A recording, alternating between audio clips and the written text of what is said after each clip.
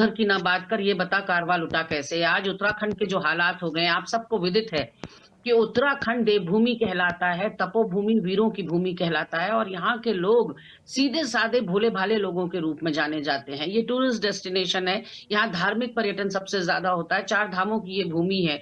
और इसको जो नफरती आग में झोंकने का काम पुष्कर सिंह धामी ने किया है, पिछले 8 सालों से यहाँ प्रचंड बहुमत और ट्रिपल इंजन की सरकार भाजपा की चल रही है, और अराजकता इतने चरम पर है, जंगल राज इतने चरम पर है कि कोई सुरक्षित नहीं है।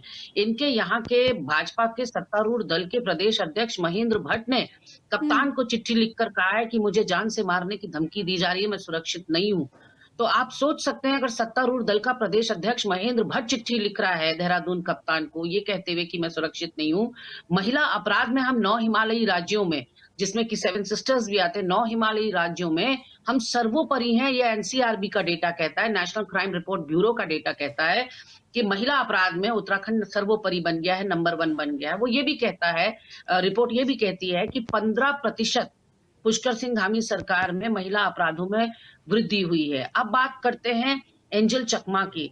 मेरा दुख समझने की कोशिश कीजिए। देहरादून जो कि एजुकेशनल हब के रूप में जाना जाता है, देश के कोने कोने से यहाँ छात्र पढ़ने आते हैं, अगर यहाँ उनकी प्रोटेक्शन के लिए कुछ नहीं किया जाएगा, मुझे लगता है ये सरकार की सबसे बड़ी विफलता है कि आपको पता है आपके उत्तराखंड में देश के कोने कोने से यहाँ बच्चा पढ़ने आ रहा है, आपने क्या किया एक समाज के तौर पर या एक सरकार के तौर पर?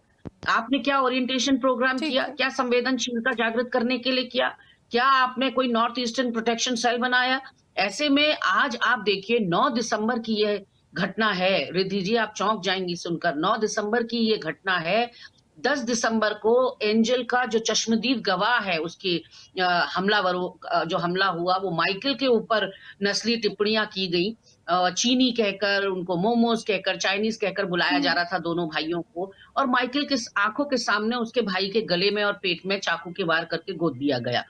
20 दिन तक वो लड़का एंजल अपने जीवन और मृत्यु के बीच में झूलता रहा, संघर्ष करता रहा, अंत में वो हम सबको छोड़कर चला गया। लेकिन हमारे मुख्यमंत्री, जब हेडलाइंस बनती हैं एंजल चकमा की मौत, तो 20 दिन बाद यानी कि 29 दिसंबर को फोन करते हैं एंजल के पिता को, जो बीएसएफ के कांस्टेबल हैं। मैं एक फौजी की पत्नी हूं, इसलिए मैं जानती हूं कि हमारे जो घर के आदमी हैं, उत्तराखंड का तो आपको पता है, हर परिवार का एक आदमी जो है या तो बेटे के रूप में या पिता के रूप में या भाई के रूप में फौज में आपने कई सारे सवाल खड़े किए हैं। मैं अपनी बात मैं चाहती हूँ कि आपके एक-एक सवाल, रिद्धि मैं अपनी बात पूरी कर लूं। ठीक है। हाँ, तो देखिए बीएसएफ का कांस्टेबल है एंजल चकमा के पिताजी, जिसने अपनी जवानी खपा दी इस देश की सुरक्षा के लिए। आज हमने उनको क्या दिया? उसके बच्चे की लाश। 10 तारीख को, 9 को घटना होती है, 10 को माइकल जो है पुलिस के पास जाता है, तो पुलिस कहती है ऐसे छोटे मोटे प्रकरण होते रहते हैं, चाकूबाजी होती रहती है। 12 तारीख को जब एंजल चकमा का बाप यहाँ आता है, पिताजी की रिपोर्ट दर्ज करती है पुलिस, एफआईआर दर्ज करती है, और अंत में वो लाश लेकर त्रिपुरा चले गए हैं। मेरे इतने हिम्मत नहीं है। और यहाँ की पुलिस अब कवर अप कैसे कर रही है? यहाँ की पुलिस कह रही है कि वही मुख्यमंत्री की असंवेदनशीलता। मेरे साथ विकास जी भी जुड़े हुए हैं, वीडियोग्राफी कर रहे हैं। पुष्कर सिंह धामी का ऑफिशियल पेज उठाकर देखिए, अंकिता भंडारी हत्याकांड इतना यहाँ भूचाल लाया हुआ है, यहाँ विनय त्यागी हिस्ट्री शीटर का हत्या भूचाल लाया हुआ है, यहाँ एंजल चकमा की हत्या भूचाल लाई हुई है उत्तराखंड की राजनीति में और देश की राजनीति में।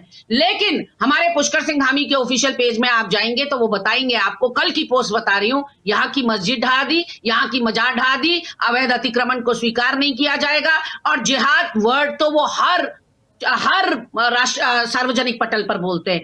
जब मेरा मुखिया यहाँ यूसीसी को प्रयोगशाला बना दिया गया, आप मुझे बताइए, यूसीसी कोई पॉलिटिकल अचीवमेंट नहीं है, वो एक सोशल रिफॉर्म है। अच्छा है या बुरा है वो तो वक्त बताएगा, लेकिन उसको एक पॉलिटिकल अचीवमेंट की तरह डुगडुगी पीटी गई।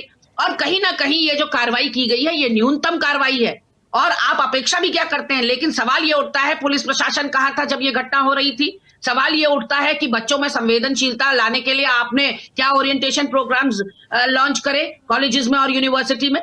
सवाल ये उठता है कि नॉर्थ ईस्ट कम्युनिटी के लिए प्रोटेक्शन सेल क्यों नहीं क्रिएट किया आपने? तो यहाँ पर क्या हो रहा है, यहाँ सरकार जो है संरक्षण दे रही है, जो हेट स्पीचेस यहाँ उत्तराखंड में दी जा रही हैं। हमसे जुड़े रहने के लिए हमारे YouTube चैनल को सब्सक्राइब करें और नई वीडियो की नोटिफिकेशन के लिए बेल आइकॉन को दबाएं।